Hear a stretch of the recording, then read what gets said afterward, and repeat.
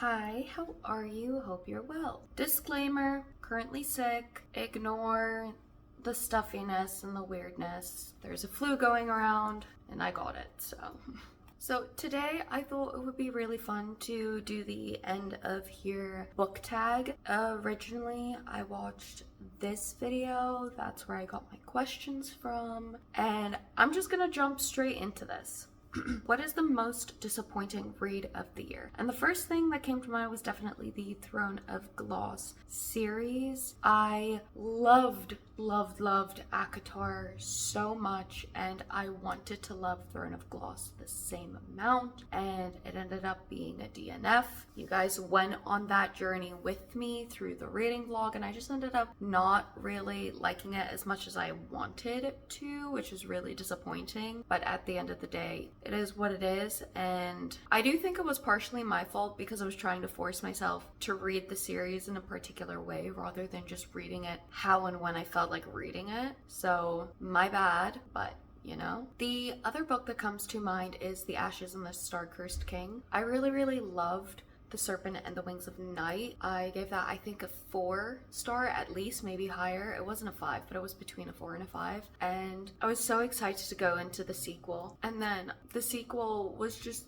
it was really boring, and I ended up DNFing it. And then I picked it back up again later and I finished it, but even then it was only a 2.75 star. Like, it really wasn't that good. It was boring. The first like 200 pages were just conflict resolution based on what happened at the end of book 1, and in general I just stopped caring about the characters. I don't know, I didn't care if they, like, what happened to them, and it was disappointing. So those are definitely my top 2 disappointments of the year. Underdog book of the year. And the way that I read this question is like a book that deserves more hype. And for me, I picked Never Lie by Freida McFadden. I don't really know how popular this one is. I know Freida McFadden in general is a pretty popular author. But then when it comes to her work, I feel like the Housemaid series and then The Inmate are like her top 2 most talked about books. I think I've only ever heard maybe 2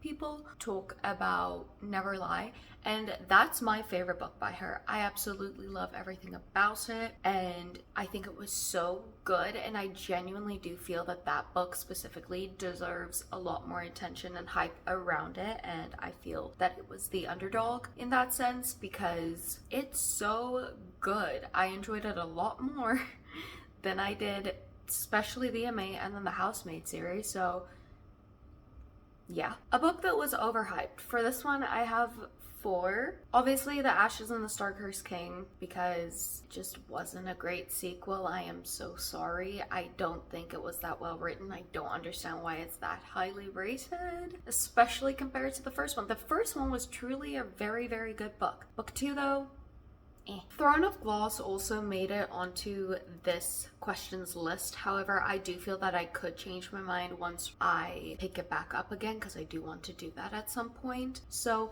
this was kind of an iffy one, but how I was feeling when I DNF'd it, I definitely felt that it was overhyped and I didn't get the appeal. But maybe once I pick it up again, finish it, and or reread it, my opinion will change. So this was kind of like a little maybe. The other book that I put on here, which I do think is going to be very controversial, is A Court of Silver Flames by Sarah J. Maas. And the reason I think so is because, one, I understand that A Court of Silver Flames is in a different point of view as to A Court of Thorns and Roses. However, I still just think it is way too different from the original series, and like the characters, one specifically, I don't want to say why or what, because in case you haven't read it, I don't want to spoil it, but there's one character that has this drama revolving around them, and they're making choices that they never would have made in the original trilogy. Like, it goes completely against their character and things like that. Like, I was so disappointed by it because it's like, what happened? Like, yeah, sure,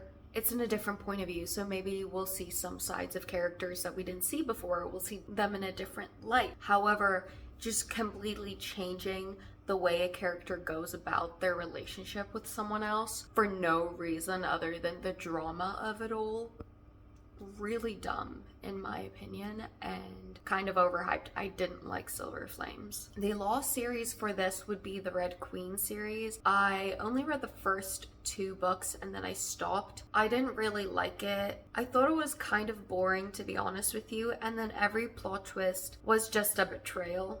Like, it's like, oh, person 1 betrayed them, then person 2 betrayed them, then person 1 betrayed them again. And it's like, that's not shock. Like, if every plot twist is just someone betraying them, it stops becoming interesting. Like, the first 1 or 2 was fine. But yeah, overall, just didn't really like it. Favorite book couple of the year. Obviously, I had to pick 2. The first couple, no one's gonna be shocked when I say Evangeline Fox and Jax, the Prince of Hearts. Like, no one's surprised, and everybody agrees. They are top tier book couple. Top tier. Absolutely.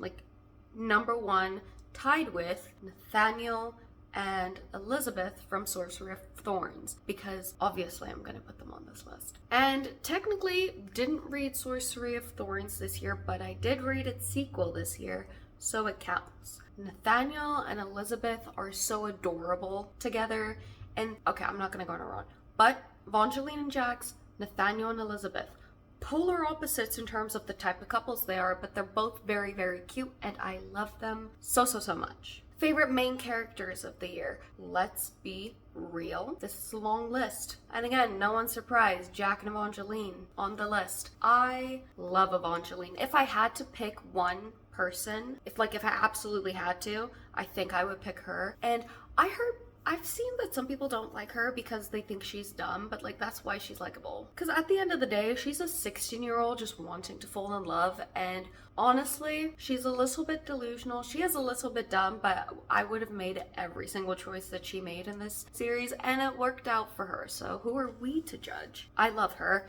I don't want to hear any slander about her. I love her. But yes, Evangeline, Jax, Silas from Sorcery of Thorns, Nathaniel from Sorcery of Thorns, Heir of Fire and the Surreal from ACOTAR. Is the Surreal a main character? Technically, no. In my mind, yes. Donatella and Scarlet from Caraval, love them so much. And of course, Linus from The House in the Cerulean Sea. He's such a sweet, sweet little character. So those are all my favorites. I love them all for very, very different reasons, but top tier characters in my opinion.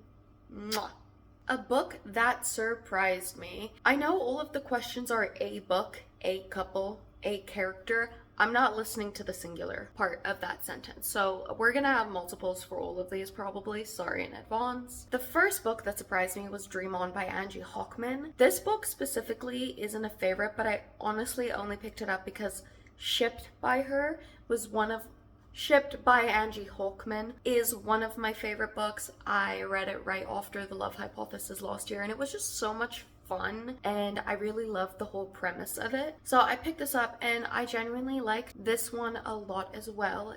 It was really fun. The premise, again, was very interesting, and in general, I just really enjoy her work. The next one, and I would go as far as to say that this is definitely one of the biggest surprises, is the Selection series by Kiara Cass. I originally picked this up because I heard it's The Bachelor in a dystopian world, and I just wanted to know what it's about. I listened to a book a day, essentially, and it was fantastic. They're so short and sweet and simple and fun. It's a 5-book series that you can fly through in a week, especially if you listen to the audiobooks and you just listen to it while you're doing other things. And I genuinely would reread the series as well. It's a very fun series. The House in the Cerulean Sea is another book that surprised me. I knew it'd be well loved, but I didn't think I would like it that much. Amazon was having a sale where it's buy 2 get 1 free, so I picked that one as my free one, and it's a favorite now. And I have Under the Whispering Door waiting for me, and also a sequel to House in the Cerulean Sea is coming out in 2024, and I'm so excited. The story was very cute, the characters were amazing, his writing was so well done, and the found family of it all was just so good. And then finally, the Caraval series. Honestly, I did not want to read this series ever. I tried to pick it up. I think I read like the first chapter and the first letter. I put it back on the shelf. I was like, I never want to read the series. I'm not interested. And then I was hearing a bunch of things that weren't even true. Like, which is the weirdest part, but I was hearing things and I was solidified in the fact that I never wanted to read this. I only picked it up because I wasn't ready to leave the Once Upon a Broken Heart world yet. And now that's another favorite series of mine. Like, I genuinely love Caraval just as much as Once Upon a Broken Heart. And I definitely will reread it at some point in the future. New favorite author discovered in 2023. I don't need to explain this question. Stephanie Garber. Happiest book of the year. Hands down, Mysteries of Thorn Manor by Margaret Rogerson. So this is the sequel to Sorcery of Thorns, as I mentioned. It's a tiny little novella. It's not even a proper sequel. It's just like an extended epilogue of 100 pages. And it was perfect. It was so wonderful being back in the world again. It was basically just like a very fluffy little mystery going on, and just seeing all of my favorite characters again, and guessing just a little bit more of that romance. And I'm not gonna say what the book is about because I don't want to spoil anything, but truly definitely pick it up. Like, I'm not a novella reader, but read that novella. It is wonderful and amazing, and it was just so much fun, and it made me so happy reading it. Most frustrating books of 2023. So I divided this into 3 sections. So the first section is books that I actually read and finished. The Hush Hush series is one of them. The entire series it's like a hate read for me almost, where it's so frustrating to read, but then also I just really enjoy it. I read book 1 as a kid and then I never continued the series, so I picked it back up this year and it was fun. But literally every book is just break up, back together, break up, get back together, break up, get back together. Like, it's bad. So that's why I found it frustrating. And then the whole mystery of it all was really weird.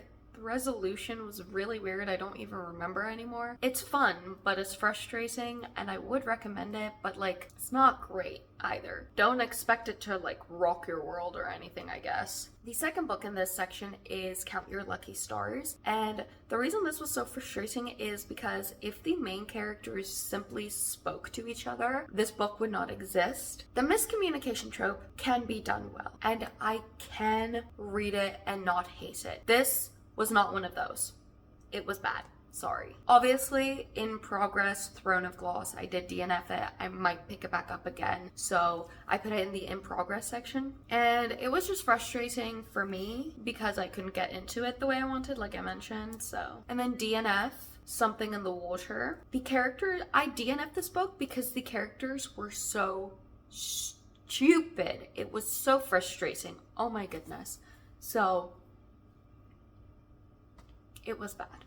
I'm so sorry. Best adaptation of the year? I did watch Daisy Jones and the Six, and then I haven't watched The Summer I Turned Pretty yet, nor have I watched Red, White, and Royal Blue yet. And then I might watch The Luckiest Girl at some point. But long story short, at least this year, I have not watched any adaptions that I have also read the book for, and vice versa. So I can't answer this question. Daisy Jones and the Six was really good though, so even though I didn't read the book, I think it would probably be the answer to this question if I did. Longest book you read in 2023, and that would be Breaking Dawn by Stephanie Meyer, which, let me tell you, was not expecting it to be Breaking Dawn. I thought it'd be A Court of Silver Flames. I listened to the audiobook, which is 20 hours and 28 minutes, which is about 768 pages. Shortest book I read in 2023. Technically, it would be Under One Roof, or honestly, any of the other 2 short stories by Ali Hazelwood in the Loath to Love You collection. I listened to the audiobook, which was 3 hours and 38 minutes, or 112 pages, and I believe all of them were about that range. But if you don't count it, because they are in a collection, which makes a normal size book, even though I listen to them separately, if you don't count that, then the next shortest book I would have read would have been Mysteries of Thorn Manor, which is 186 pages. Favorite covers of the year. Once again, no one's going to be surprised when I say Once a Broken Heart, but specifically the UK editions, because let's be real, they're superior. I love the US editions. I will say that I really do like the US editions. I think they're gorgeous, but the UK editions are just better.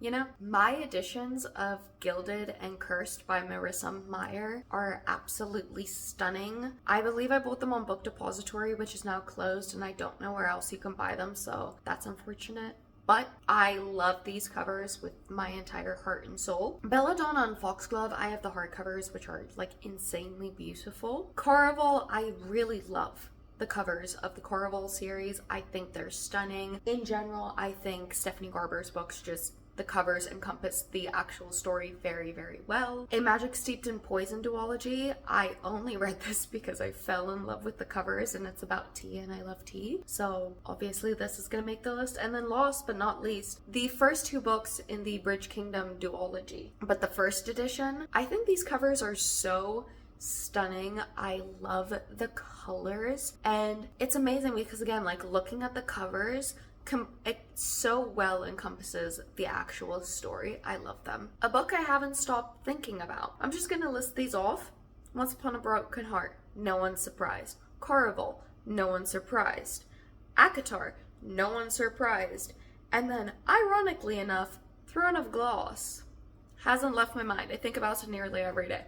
So, cringiest book you read this year. So again, I have a DNF and then not a DNF. The not a DNF would be The Playlist by Morgan Elizabeth. The characters were really annoying, and it was very over dramatic. Like, they were just very annoying and irritating and over dramatic about everything. And then maybe this was just me, but the Taylor Swift references and everything felt very forced. As a Taylor Swift lover myself, I have absolutely nothing against using her songs or quotes or anything like that in books and like making little references here and there. But this book, like she was kind of a theme, and that part, like, it just felt a little bit forced and almost fan fiction-y to me personally. Okay, so this actually is a DNF as well, so never mind what I said at the beginning. But Not the Witch You Read, I already talked about this. I cannot read books about werewolves anymore. The word alpha gives me the ick, and in general, that book just was very Wattpad coded, shall we say. Unpopular book that you loved. This one was hard for me because I do tend to read a lot of popular books.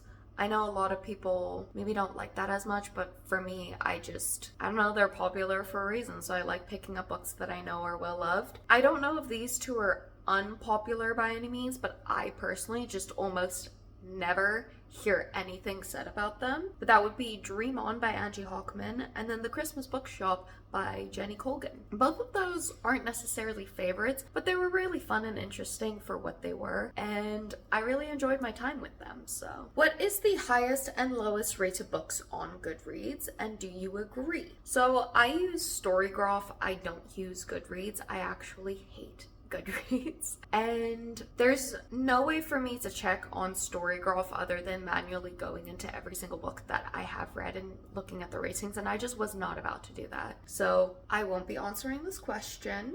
Favorite quotes of the year. So this first one is from Happy Place by Emily Henry. When I was reading this, I was tearing up, I was crying, I was going through the emotions, and then this quote was said and I started sobbing for hours, literal hours. I am not exaggerating. I was like a baby when it came to this. And honestly, when I read this quote, I still tear up. Like, this quote does something to me. It like pokes a button in my brain that just like makes tears full. But that quote would be, love means constantly saying you're sorry and then doing better.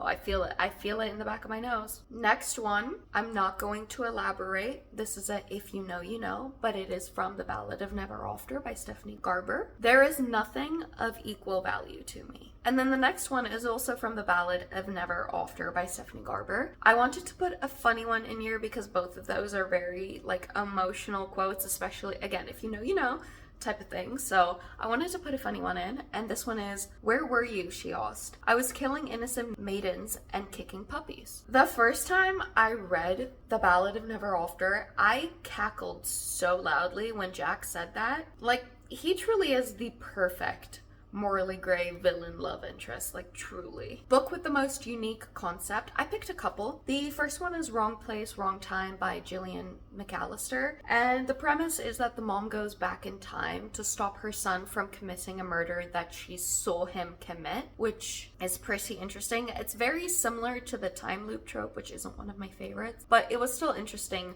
to read, and I would definitely recommend it. Dream On by Angie Hockman, which basically the female main character wakes up from a coma, and in her coma she dreamt she had a boyfriend, and then she wakes up and she's like, oh, where is he? And they're like, he doesn't exist, and then she meets him in real life. Caraval is obviously a very interesting concept. It's a magical game to win a wish, and Once Upon a Broken Heart, making a deal with the fate to stop her lover's wedding. A book you want to reread. None of these are going to be surprises, so I'm just going to list them off because I am predictable. Once Upon a Broken Heart trilogy by Stephanie Garber, and that's very much not a surprise because I'm currently rereading it. Caraval trilogy by Stephanie Garber. Happy Place by Emily Henry. My Roommate's a Vampire by Jenny Levine. The House in the Cerulean Sea by TJ Klune. ACOTAR by Sarah J. Maas. I am just a girl. Okay. Reading goal reflection and 2024 reading goal. So I completely obliterated my reading goal for this year, not on purpose, but my reading goal for this year was 12 books. And as of right now, currently, I have read 102. So just a little bit over my goal. That being said though, this year, I've literally never read that many books before in my life. This year is definitely an anomaly. I don't think I'll ever be able to read this many again unless like YouTube becomes like an actual profession for me, which I have 7 subscribers, so that's not likely. I did not anticipate to read this many books this year, but I am very, very proud of myself. This is a very big accomplishment for me, even though numbers don't matter. I will say that numbers don't matter. If you read 1 book a year, that's fine. That being said though, I am going to keep my goal at 12 books for next year. For me, a reading goal is the minimum that I want to reach. And for me, I love reading, but I'm a normal person with normal responsibilities. I'm not a YouTuber, a booktuber who reads as a profession, unfortunately. I would absolutely love if I read as a job, but I want to read at least 1 book a month. Ideally, I would like to read 1 book a week, but my absolute minimum is 1 book a month. I feel like that's a very realistic goal to have for a normal person. So that is my goal for 2024. That was my goal for 2023, and I will never make my goal different. Once I get close to 52 books, like once I reach 50, I'll up it to 52 sometimes. And this year I upped it to 100 when I reached about 90 because I was like, I want to see if I could get to it because it'd be really cool. But my goal every year is always 12 books a year. That is the absolute minimum I want to read. I never want to read less than 12 books a year. And I feel that is very reasonable and attainable. Reading at the end of the day is a hobby that I love, and I never want it to be something I stress out about. So that is why my reading goal is so low, and I don't think there's anything wrong with having a low, achievable, attainable goal. So even though I read a lot of books this year and I'm super proud of myself for it, I'm not going to hold myself to reading 100+ books a year, and I don't think anybody should, unless, again, that is your 12 books a year, you know? After 2023 reading, what are your priorities in 2024 reading wise? So one of my goals is actually the complete opposite of a lot of other people's goals, and that is to be more lenient with my physical TBR. I've mentioned this many times, but I have never really had a lot of books on my physical TBR. Before about halfway this year, the most I would have is maybe 3 books on my physical TBR. And then something personal happened this year, and it put me in a situation where I wasn't really able to buy books as I wanted to read them. And then books I desperately wanted to read were weeks wait at the library, and I was just in a situation, and I realized that it wouldn't be that bad to have a physical TBR as long as it's realistic and not too many. So as of right now, I do actually have I have 13 books on my physical TBR, including the books from Throne of Glass that I DNF'd, and I think I would like to allow myself to have up to 30 unread books. Definitely not more than that. I still want it to be manageable and reasonable, but I have also just come to the realization that it's okay if I have a higher number, and it doesn't have to be 5 or less, because if, again, I get into a situation where I am unable to buy books for whatever reason, at least I have things on my shelf that I can pick up. In addition, with the library as well, I do use the library a lot, but sometimes you just want to read a book physically, and that's okay. So that is one of my goals, to be more lenient with my physical TBR and let myself buy books just a little bit more. I'm not gonna go crazy. I don't want to be one of those people with 100+ books on their TBR. If you're one of those people, perfectly fine. You do you, I do me. I don't want to have that many books. That would be very stressful. Another thing is not forcing myself to read books I'm not in the mood for. I was in a mindset that I have to read series back to back to back for a while, so I would force myself to do that, or I'd be like, well, I said I'm gonna read this book in January, so I'm gonna read that book in January, even if I don't want to anymore. And I'm just kind of learning to be okay with setting aside plans that I made like that, or being like, I don't feel like continuing this right now. I can pick it back up later, and just kind of going with what I'm in the mood for, because I have put myself in slumps by forcing myself to read books that I don't feel like at the moment. And in general, I'm still learning my reading taste. I've only been reading for a little bit over 2 years now, so it is still kind of new to me. I started my reading journey again in I think like September or October of 2021. So I'm still learning my reading tastes, and I'm still being comfortable with DNFing books. I feel like I am more comfortable than the average person. However, I do want to be more comfortable with it because sometimes I do feel guilty. And then the last question is not actually a question on the end of year book tag, but I thought I would throw it in here just for funsies. And that is 24 books I want to read in 2024. I'm just gonna rapid fire these really, really quickly. And these are books that I would like to read in 2024 right now. This list could change, this list could get smaller, and this also isn't a definitive list of every book I want to read.